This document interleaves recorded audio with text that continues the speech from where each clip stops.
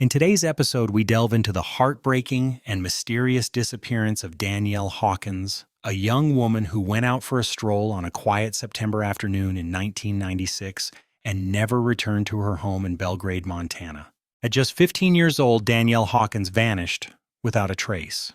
A search effort kicked off almost instantly, intensifying with every passing hour. What started as a missing person report quickly transformed into a homicide investigation following a shocking discovery made along the Gallatin River. Days later, there were no arrests, no suspects, and no solid leads for years, but in 2021, everything took a turn. When a laboratory located thousands of miles away analyzed DNA that had been preserved for over 2 decades, forensic scientists found a hidden connection. This revelation directed investigators to a man who had never surfaced in the original case files, a surprising twist. This development forever changed the direction of the investigation. 15-year-old high schooler Danielle Hawkins resided in Belgrade, Montana, a small town just west of Bozeman. Friends and teachers described her as kind-hearted, thoughtful, and genuinely inquisitive.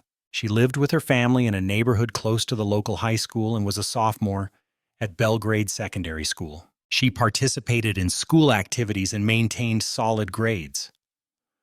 Although she wasn't heavily involved in extracurricular activities, her teachers remembered her as courteous, reliable, and well-mannered. Her friends noted that she had a small, tight-knit circle and was quiet yet fiercely loyal. There were no reports of reckless behavior or disciplinary issues. By all counts, Danielle's home life seemed stable. She lived with her parents and at least one sister in a household where there had never been any reports of domestic disturbances or calls to the police for help. Danielle had a clean record, no criminal history, no concerns from social services, no issues with truancy, and she had never run away or found herself in risky situations. The last time anyone saw her was on the afternoon of September 21st, 1996, when she left her home. According to multiple credible sources, her intention was to go for a walk or possibly meet someone near Cameron Bridge Road, a well-known location by the Gallatin River. However, eyewitness accounts suggest she didn't meet anyone that day, and her family remains in the dark about her whereabouts when she didn't come home that night. The following morning, her family reached out to the Belgrade Police Department to report her as missing. At the time she disappeared, she was dressed casually to match the warm September weather and wasn't carrying any personal items, no bag, no wallet.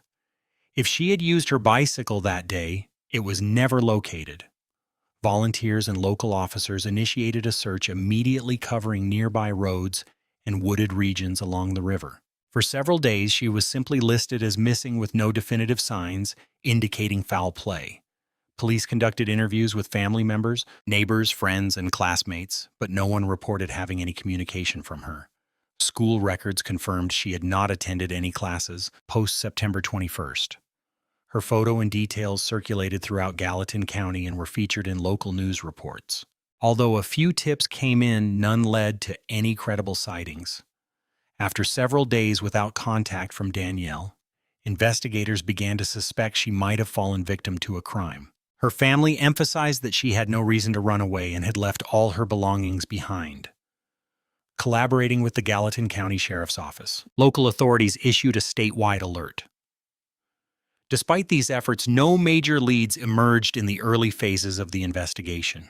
The case didn't attract much national media attention back then, and without a body, a suspect, or solid evidence, the investigation ground to a halt. Local news continued to provide occasional updates, but the absence of new information left the case inactive, yet still officially open.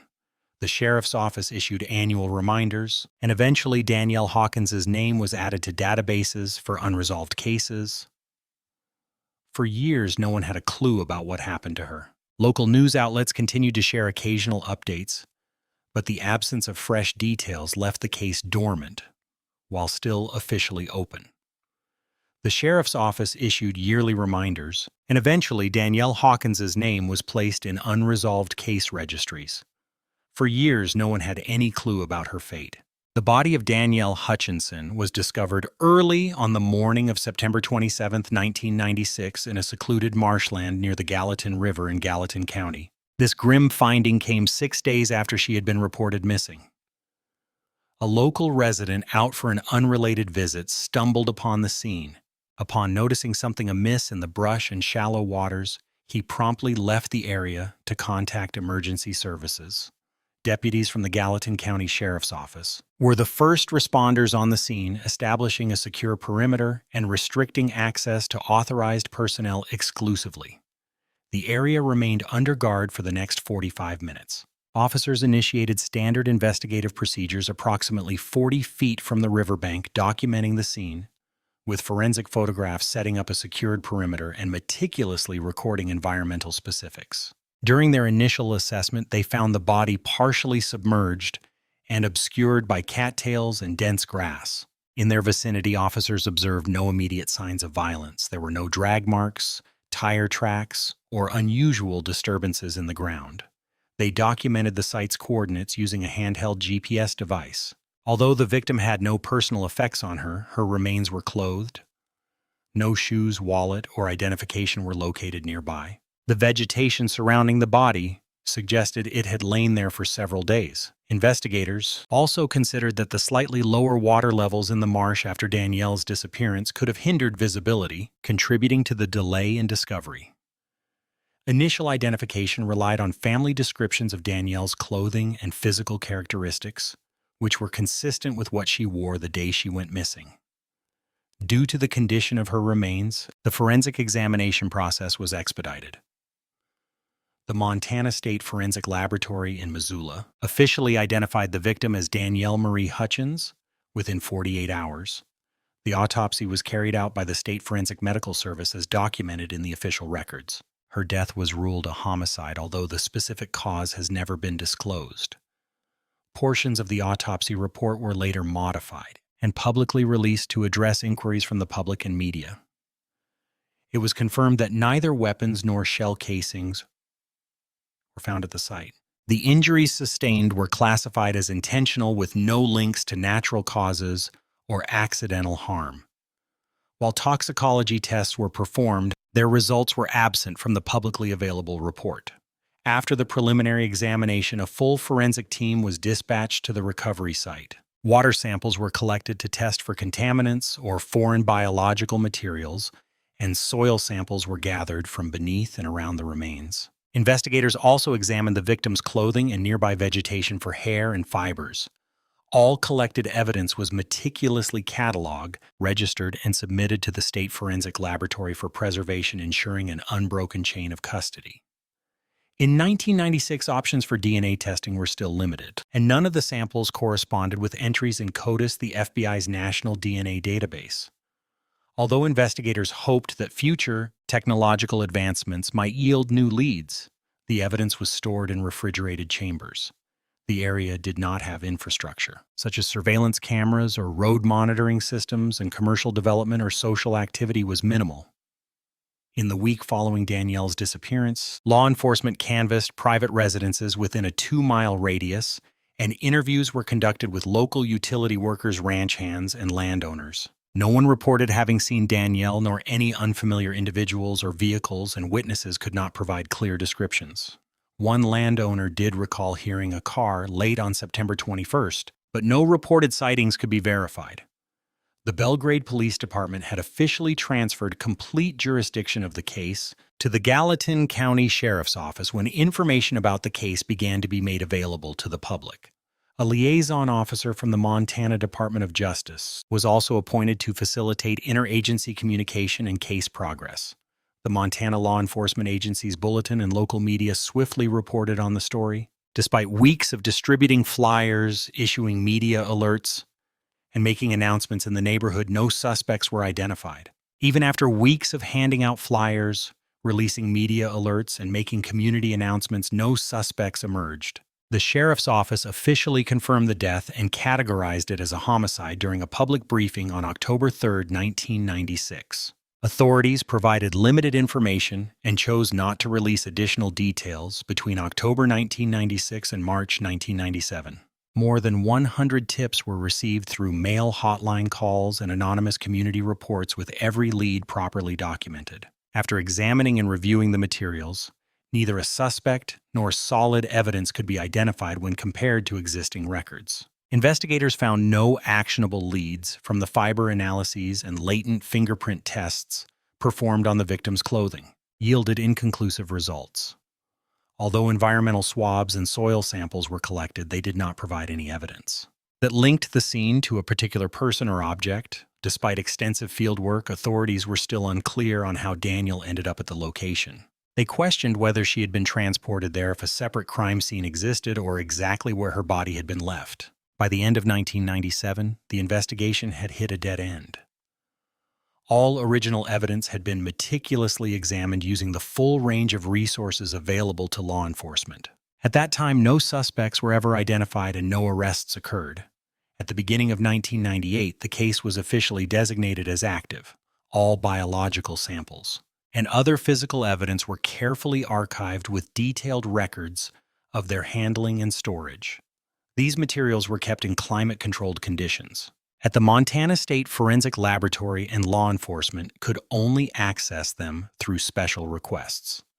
While officially inactive from 1998 to 2019, the Gallatin County Unsolved Cases Unit, a small team established in the early 2000s to review unsolved violent crimes, conducted periodic internal evaluations of the case. It was recommended that all biological evidence be preserved as forensic technology progressed following successful applications of forensic genetic genealogy. In several high-profile cold cases, Gallatin County Sheriff Dan Sprenger approved a re-evaluation of Danielle Hutchins' case. The biological samples collected during the original 1996 investigation were chosen for thorough analysis.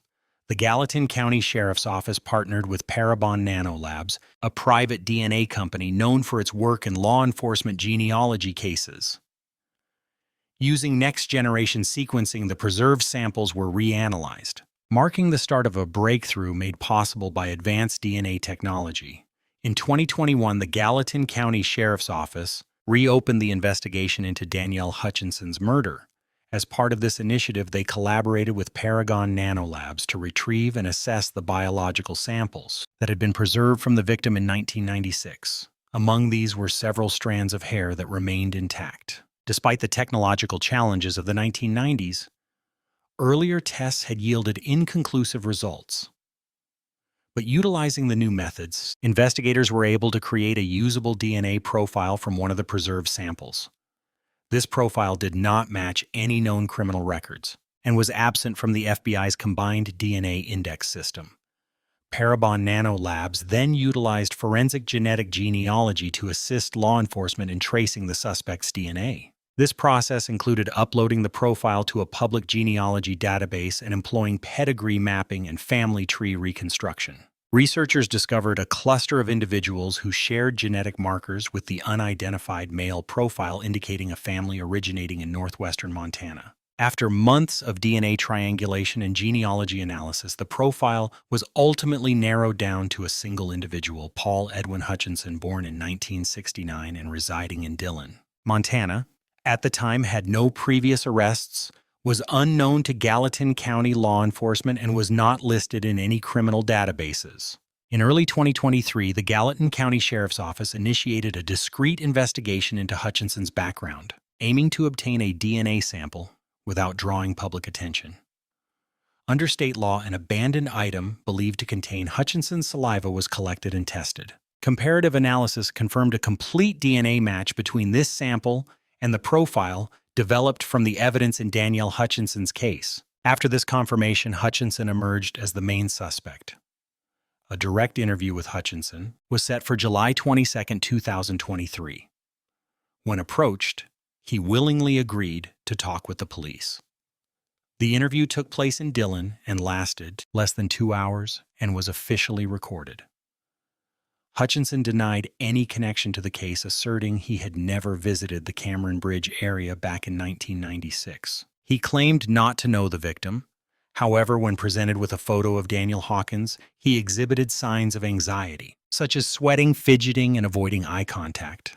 After the interview, law enforcement began to build a formal case to present to the Gallatin County prosecutor for possible charges. Additional supporting evidence was gathered, and a second interview was scheduled for less than 24 hours after the initial meeting. On the morning of July 23, 2023, a call was made to 911 from Hutchinson's home. Emergency responders arrived and discovered him deceased. The cause of death was determined to be a self-inflicted gunshot wound. There was no indication of other individuals being involved, and firearms were located at the scene. Subsequent DNA testing using a buccal swab confirmed an exact match to the profile obtained from the 1996 crime scene. No other suspects have been publicly identified. Investigators have not revealed any prior connections or relationships between Hutchinson and Danielle Hawkins. As it stands, there is no conclusive evidence that they were acquainted. Following the DNA confirmation, the Gallatin County Sheriff's Office closed the homicide investigation concerning the suspect's death. No further charges are anticipated. The office is considering legal and procedural pathways to officially establish Paul Edwin Hutchinson's involvement in the 1996 murder of Danielle Hawkins after his passing on July 23, 2023. The DNA profile obtained from Hutchinson was forensically matched with the evidence preserved from the victim's body, and the Montana State Forensic Laboratory confirmed a complete match. Investigators then looked into Hutchinson's work history, residences, and travel patterns during the time of the crime. He resided within 100 miles of the crime scene and was a resident of Montana. Hutchinson's name did not come up in any witness statements from the original investigation.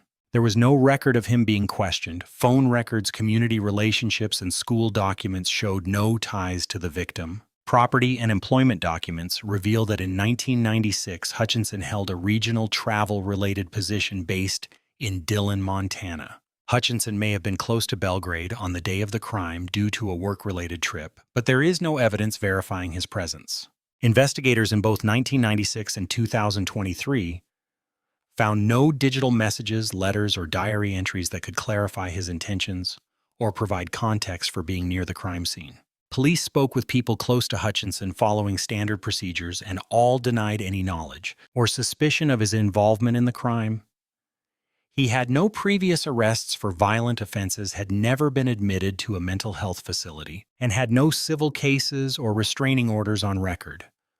Following the forensic confirmation that linked Hutchinson to the murder, the Gallatin County Sheriff's Office held a press conference. In August 2023, during this press conference, authorities declared that the identified suspect was deceased and that DNA evidence had resolved the case of Danielle Hawkins. No other individuals of interest were brought up. This was the first time in nearly 2 decades that law enforcement publicly acknowledged that they had identified the perpetrator. The Sheriff's Office also underscored the significance of forensic genetic genealogy and recognized the efforts of external partners, including Parabon Nanolabs. Officials noted that the case likely wouldn't have been solved without this technology, particularly in the communities of Belgrade and Dillon. Summaries regarding the case resolution were reported by Montana news outlets, as well as several national media organizations. Public records indicate no legal actions or claims have been initiated against Hutchinson's estate. After his death, the Hawkins family released a brief statement expressing relief that the case had reached a resolution while requesting privacy. No further criminal charges were filed. The Montana Department of Justice has officially deemed the issue resolved through identification. The case file is no longer active, but it is still available to law enforcement under limited access protocols. If you found this case intriguing, be sure to hit the like button and subscribe to our channel. We upload crime case videos every night. Until we meet again, stay alert and stay watchful.